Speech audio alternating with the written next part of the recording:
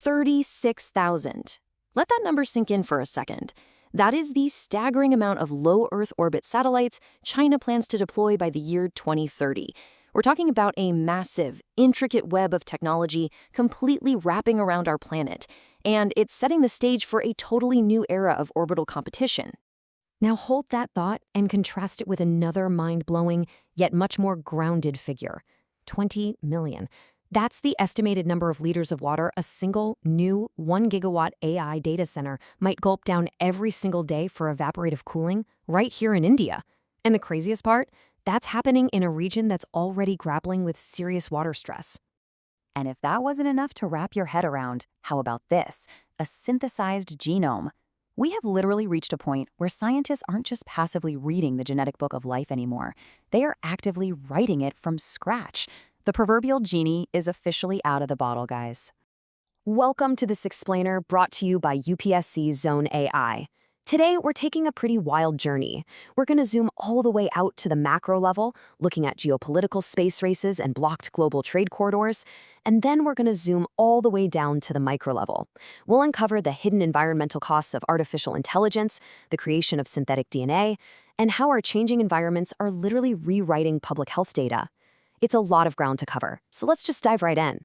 Section 1. The Orbital Space Race. So look, while nobody has actually fought a war in space yet, the incentive to control what happens down here on Earth by dominating outer space, that's quickly becoming a major trigger for future confrontation. Just think about the sheer numerical contrast up in orbit right now. The US and its commercial partners like SpaceX, like their Starlink network, have over 8,000 satellites up there. China, they're currently sitting at around 1,900. Meanwhile, a major player like India has roughly 60 military and operational satellites. China is desperately seeking to stay competitive, both numerically and technologically, which is exactly why they're pushing so hard for that 36,000 satellite constellation by 2030.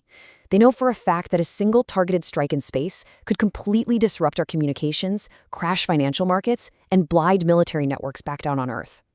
And to close that gap, China isn't just launching satellites, they are actively developing some highly robust counter-space capabilities. We're talking kinetic attack systems, missiles specifically designed to physically smash into and destroy satellites. They've got laser-based systems built to dazzle or permanently blind optical sensors, and they're developing co-orbital satellites. These are systems actually designed to maneuver in space to physically interfere with or knock rival assets out of orbit. This creates an incredibly serious challenge for countries with fewer satellites in the sky, where losing even a tiny handful could cause massive tactical blind spots. Section 2. Geopolitics and blocked corridors. Bringing things back down from orbit to the Earth's surface, we are seeing massive ongoing hostilities involving Israel, Iran, and Lebanon, right alongside persistent border tensions in various other regions. You know, Iran's blockade of the Strait of Hormuz, which is this incredibly narrow passage that handles about a third of the world's global oil supplies, has really exposed just how fragile our global economy is when it comes to these geopolitical choke points. Just look at how this plays out chronologically and totally derails massive economic solutions. To bypass those exact choke points, the India-Middle East-Europe Economic Corridor, or IMEC, was announced back in September 2023. It was supposed to be this massive, transformative, multimodal route. But look what actually happened. The Gaza war broke out the very next month, putting everything on ice. Then, the Iran-Israel 12-day war in June 2025 delayed progress even further. And just recently, in April 2026, the UAE reviewed its OPEC status, which just highlights the growing policy rifts between key IMEC partners like Saudi Arabia and the UAE.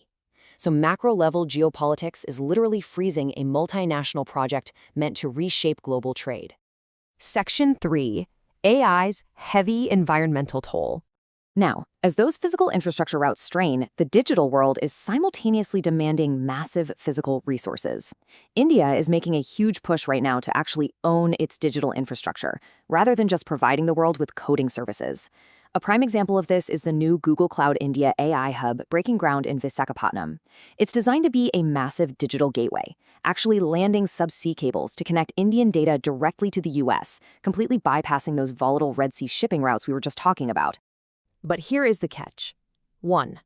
Gigawatt. That is the absolutely staggering expected power demand of this single hyperscale facility, just so it can run these incredibly complex AI models. Google Cloud CEO actually called this a move towards sovereign AI. Sounds amazing, right?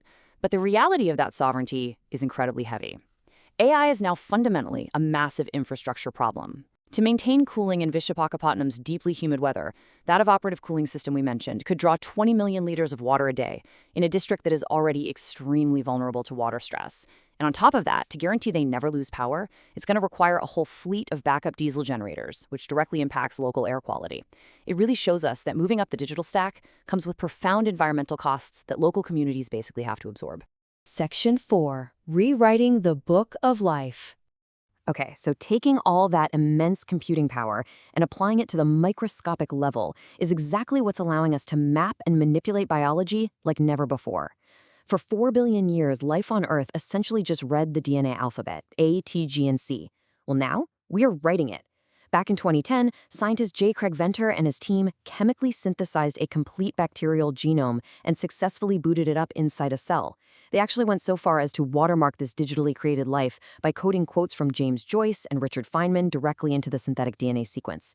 We are literally engineering nature at a genome-wide scale. Which brings us to a pretty profound question. Can we write life entirely from scratch? Beyond Venter's top-down approach of replacing a genome, scientists like Jack Shostak are working from the bottom up. They're actually building protocells. These are fatty acid vesicles that encapsulate RNA and can spontaneously divide on their own.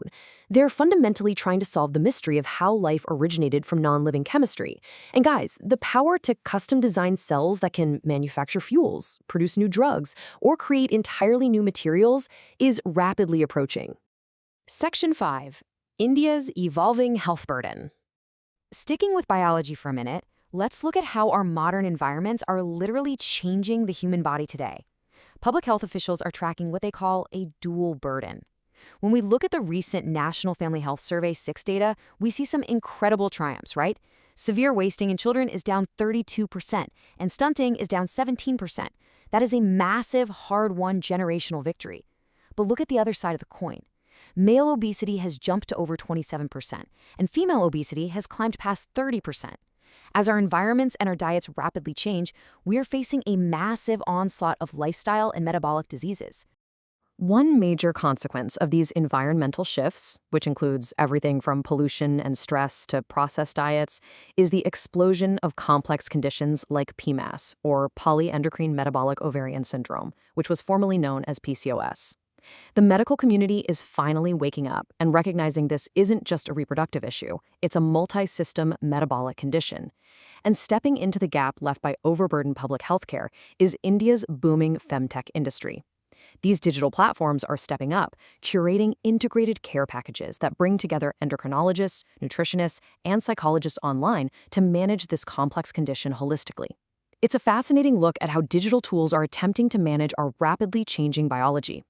So bringing it all together, here is our final thought. We are unlocking the orbital realms of space. We are building gigawatt-guzzling AI brains, and we are literally learning to write the DNA code of life itself. As the article on synthetic biology perfectly points out, humanity has always grappled with the genie conundrum, right? Kept inside the lamp, human thought is leashed and restricted. But released without regulation, we risk unforeseen, catastrophic perils. So the real question is, are our political, environmental, and healthcare systems truly ready for the genies we are letting out? I know, it's a whole lot to process. But understanding how these shifts interconnect is absolutely vital for anyone preparing to master complex current affairs. If you want to keep mastering everything from the macro geopolitics of outer space all the way down to the micro details of public health and synthetic DNA, keep exploring and building your knowledge base with the structured tools at UPSC Zone AI. It is custom designed to give you exactly the clarity and the competitive edge you need to tackle these topics.